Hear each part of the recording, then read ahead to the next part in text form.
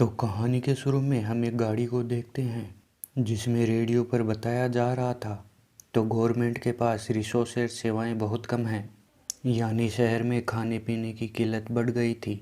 इसलिए उन्हें बच्चों और जो औरतें माँ बनने वाली थी उन्हें मारने का कदम उठाना पड़ा ताकि और पॉपुलेशन और आबादी ना बढ़ सके। फिर हमें गाड़ी से एक आदमी उतरता हुआ दिखाया जाता है जो बहुत से लोगों को इस जगह पर लेकर आया था। उन्हीं लोगों में एक कपल था। मिया नाम की लड़की अपने हस्बैंड के साथ थी। सब लोग अब एक कंटेनर में बैठ जाते हैं। कंटेनर में एक औरत अपने टैब में खबर देखती है कि खाने की वजह से गवर्नमेंट बच्चों और माँ बनने वाली औरतें मार रही है। ये सब देखने के बाद मिया बहुत ज़्यादा उदास हो जाती है क्योंकि वो भी माँ बनने वाली थी। इसलिए मिया और उसका हस्बैंड जो निक्कू होता है कंटेनर में बैठकर दोनों इस शहर को छोड़कर जा रहे थे। वो दोनों आपस में बैठकर बातें करते हैं। वो मिया को एक चॉकलेट भी देता है और कहता है तुम इसे तब खाना जब हम अपना सफ़र तय करेंगे और दूसरे देश पहुंच जाएंगे जहां पर हम अपने बच्चे के साथ बहुत खुशी के साथ रहेंगे। दरअसल मिया की एक और बेटी भी थी जिसको यहाँ की पुलिस ने मार दिया था। अब इनकी बातों के बीच कंटेनर का दरवाज़ा बजने लगता है।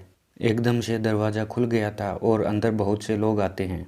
इस कंटेनर में बहुत सारे लोग जमा हो गए थे। अब कंटेनर के बाहर खड़ा आदमी जिसके हाथ में गन थी वो कहता है आधे लोग बाहर आ जाओ, हमारा दूसरा कंटेनर आ रहा है, बाकी लोग उसमें चलेंगे।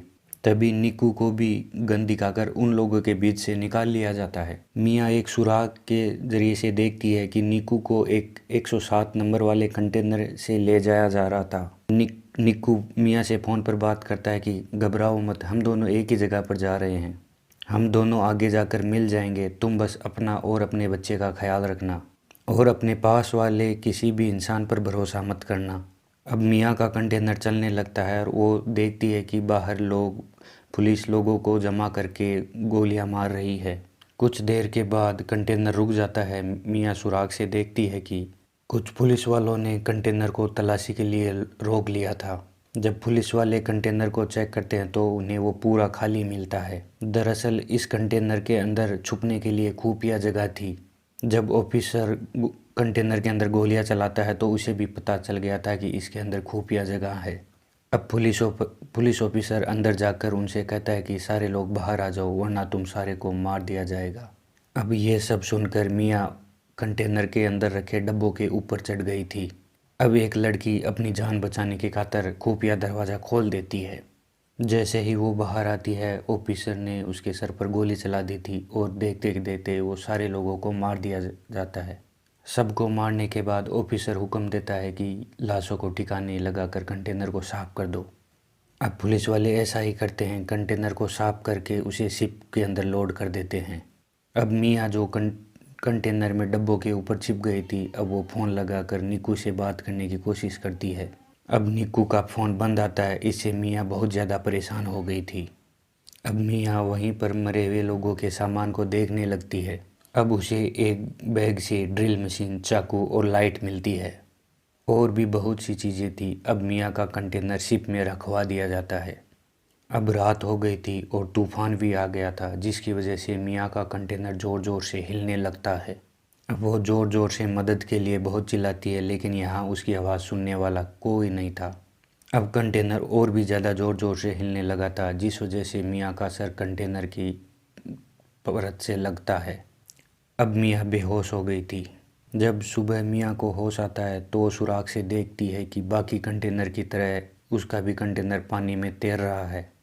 अब वो निक्कू को फ़ोन करने की कोशिश करती है लेकिन उसका फ़ोन भी टूट चुका था। अब उसे बाहर से बहुत सी आवाज़ें आ रही थी जो पास ही में कंटेनर में डूब रहे लोगों की आवाज़ें थी। सारे लोग मदद के लिए चिल्ला रहे थे। अब वो सुराग से देखती है कि 107 वाला कंटेनर पानी में डूब गया है जिसमें निक्कू था। अब वो अपने हस्बैंड की ऐसे दर्दनाक मौत देखकर बहुत ज़्यादा सहम चुकी थी। अब वो सोचती है कि निक्कू ही नहीं रहा तो वो ज़िंदा रहकर क्या करेगी। अब वो सोचती है कि खुद को मार देना ही सही रहेगा। अब वो खुद को मारने ही वाली होती है कि वो अपने बच्चे का एहसास करती है। अब वो मरने का इरादा बदल देती है और सोचती है कि बहुत जल्द उसका और उस निक्कू का बच्चा इस दुनिया में आने वाला है। अब यहीं सोचते सोचते वो वहीं सो जाती है और सुबह जब उठती है तो देखती है उसके कंटेनर में पानी भरने लगा था। अब वो डूब रही है और पानी से निकलने की कोशिश करती है। अब उसकी आँख खुल गई थी, इसका मतलब ये सिर्फ सपना था। अब कंटेनर में रखे बॉक्सेस को देखती है जिसमें बहुत सारे डब्बे रखे थे। अब वो इस प्लास्टिक का इस्तेमाल करके सबसे पहले कंटेनर के सुराखों का बंद करती है। साथ ही वहाँ मिले और भी सामान को वो इस्तेमाल करती है।